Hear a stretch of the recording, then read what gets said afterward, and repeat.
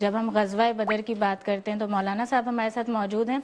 مولانا صاحب، جس طرح میں نے کہا تھا کہ جس وقت ہم پہلے ہی بات کر رہے تھے کہ مسلمانوں کی یکجہتی کی ہم بات کرتے ہیں، ایمان کی مضبوطی کی، کیا فرمائیں گے؟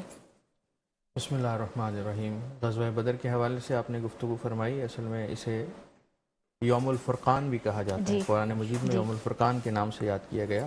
مسلمانوں کی تعداد 313 تھی، کفار کی تعداد 950 تھی۔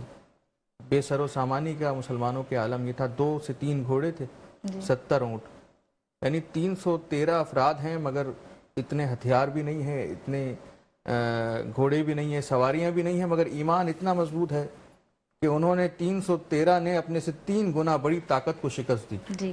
ایسی شکست دی کہ مکے میں کوہرام برپا ہو گیا، ایسی شکست دی کہ یہ کفار جو چڑھ کر مسلمانوں کے پاس مدینے آئے تھے، یعنی مدینے سے بدر کا فاصلہ ایک کنواں ہے۔ پہلا سوال تو یہ ہوتا ہے کہ جنگ بدر کو جنگ بدر کیوں کہا جاتا ہے؟ بالکل، بدر ایک کنواں ہے، اسی کنویں کے پانی تھا تو وہاں آبادی ہونا شروع ہو گئی۔ اس زمانے میں نایاب شے پانی ہوا کرتی تھی، وقت نہیں ہے مختصر ترین چیز آپ کے حوالے کروں تو وہاں ایک بستی بسی، ایک گاؤں بسا، بدر ہی اسے کہا جانے لگا۔ مدینے سے 110 کلومیٹر کے فاصلے پر بدر آباد ہے، یعنی جیسے یہاں سے آپ حیدرآباد چلے جائیں۔ اب چونکہ کافر اس خیال میں تھے کہ یہ مسلمان ہمارے ہاں سے مکے سے نکل کے مدینے چلے گئے، لیکن ہے تو مختصر سے، انہیں ہم مدینے جا کے ماریں گے، تو وہاں سے وہ لشکر لے کر چلے، اور اس سے پہلے بھی بہت سے غزوات اور سریے ہو چکے تھے۔ نبی اکرم صلی اللہ علیہ وآلہ وسلم مدینے سے چلے، بدر کے مقام پہ قیام فرمایا۔ وہاں سے ابو جہل ایک لشکر لے کر، اپنا ایک تجارتی سامان لے کر آ رہا تھا، 50,000 دینار کی ملکیت کا سامان تھا۔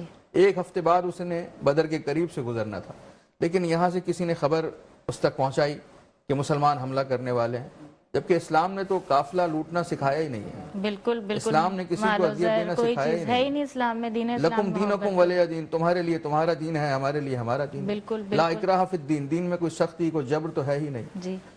وہاں سے مکے سے لوگ آئے، 950 افراد پر مشتمل ایک بڑا ایک لشکر جو لڑنے کے لیے مسلمانوں کے پاس آیا، لیکن اسلام کی یکجہتی، مسلمانوں کی محبت، اخوت اور مسلمانوں کا اللہ پر ایمان اس قدر شدید تھا کہ 313 نے 950 افراد کو شکست دی۔ 70 افراد کافروں کے مارے گئے اور 70 ہی قید کیے گئے۔ تو مسلمانوں میں 37 مسلمان وہ تھے 313 میں سے جو مہاجرین تھے، اور 236 وہ تھے جو انصار تھے۔ آج بھی ہمارا دشمن ہم سے کئی گنا زیادہ طاقتور ہے، اسلحے میں بھی، افرادی قوت میں بھی، مالی قوت میں بھی، ہر طرح سے۔ ہمارے اندر اگر اسی دن والا اتحاد آ جائے کہ ہم اپنی نسل بھلا دیں، ہم اپنے مذہب بھلا دیں، ہم اپنے فرقے بھلا دیں، ہم اپنی انا بھلا دیں، اور ایک نقطہ ایمان پر جمع ہو جائیں، تو آج بھی یہ فرقے، آج بھی یہ لشکر، آج بھی یہ افواج سپاہ مسلمانوں کا کچھ نہیں بگاڑ سکتی۔ آج بھی ہم اپنی شان و شوکت کو واپس حاصل کر سکتے ہیں۔ اب وہ آئے لڑنے کے لیے، لیکن وہ لڑنے کے لیے بھی ایک خوبصورت بات آپ کے حوالے کروں۔ بسم اللہ بسم اللہ۔ آ کے کہنے لگے کہ ہم تم سے جنگ کریں گے، اور فردی جنگ ہو رہی تھی، ایک مقابلہ ایک۔ اسی طرح ہوا کرتی 3 افراد سامنے آئے، عتبہ، شیبہ اور ولید ابن عتبہ، اور آنے کے بعد کہنے لگے کہ ہے کوئی ہمارے مقابلے پہ آنے والا مبارز؟